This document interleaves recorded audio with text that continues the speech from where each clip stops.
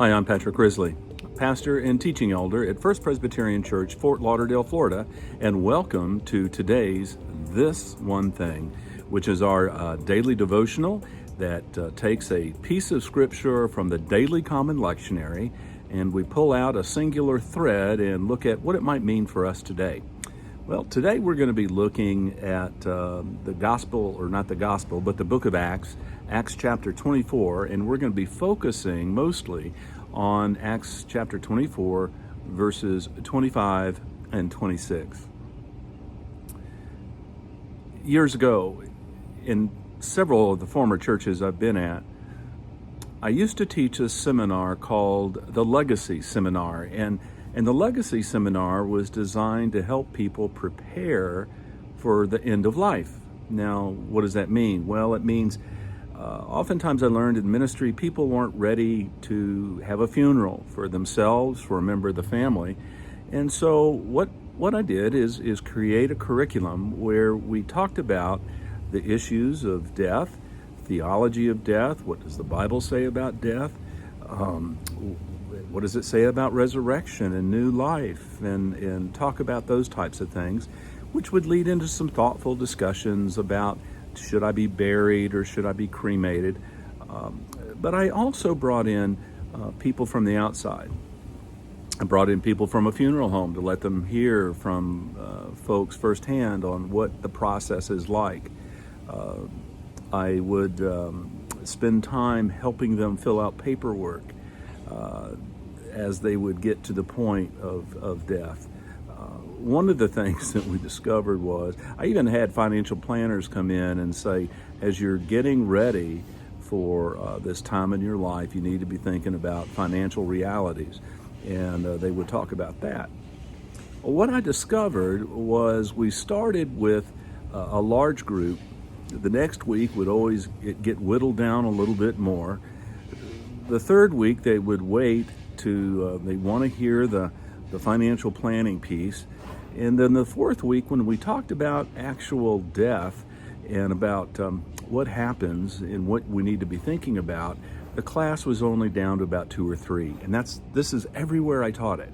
And it just reminded me of the fact that we're uncomfortable with talking about death. And people would always wait for a more opportune time to talk about these issues. We're going to push it off and wait and talk about it at a better time when it's more convenient. And what I soon found out is that there's no convenient time to talk about death and resurrection and the realities of what happens. Today's scripture is such a text. Paul has been brought. He was arrested. He was about to get persecuted in Jerusalem. He had to have 400 soldiers carry him away and take him to Caesarea Philippi, which is out on the coast of the Mediterranean. And there he is in confinement. They were about to beat him, and he said, "Can't do that. I'm a Roman citizen. Citizenship has its rights."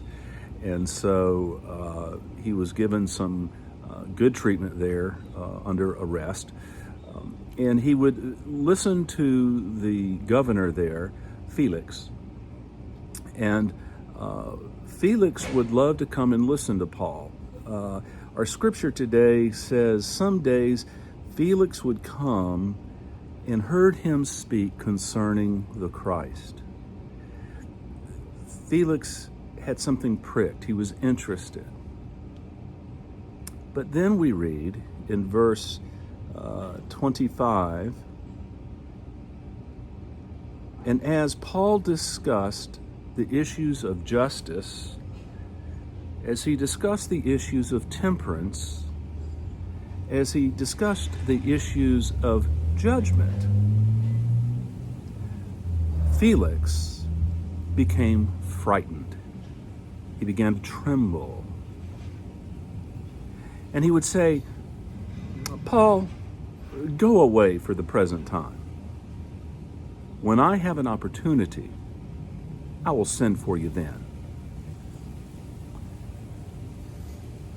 Paul's talk about what it means to be a follower of Christ began to pinch a little bit. It was inconvenient, and Felix wanted to push him off and wait for a time when he wouldn't be so uncomfortable hearing the message. And we come to read in verse 26, Felix hoped that Paul would give him money to be released from his captivity. And so Felix would call for Paul to come and tell the story for over 2 years. Not because he was so much interested in hearing about the work of Jesus, but he was hoping Paul was going to bribe him with money to get out of jail. Waiting for an opportune time. Has the gospel ever pinched for you?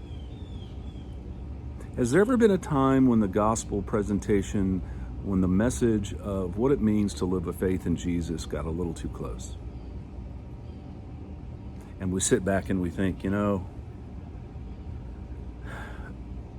just going to wait till tomorrow before I deal with this problem. Friends, we all have a Felix attitude sometimes. When we are confronted with the truth, sometimes the truth is uncomfortable. Whether it has to do with a lifestyle we're living, type of attitude we're expressing to those around us because they believe differently from us. Maybe it's because we're hoping to get something out of the church, out of Jesus, for our benefit as opposed to others. Convenient time, opportune time. Friends, the one thing I want us to remember today is that the following Christ has its cost. And it will be inconvenient. But oh, it is so worth it. It's okay if the gospel pinches just a little bit. Friends, I love you, and I'll see you soon.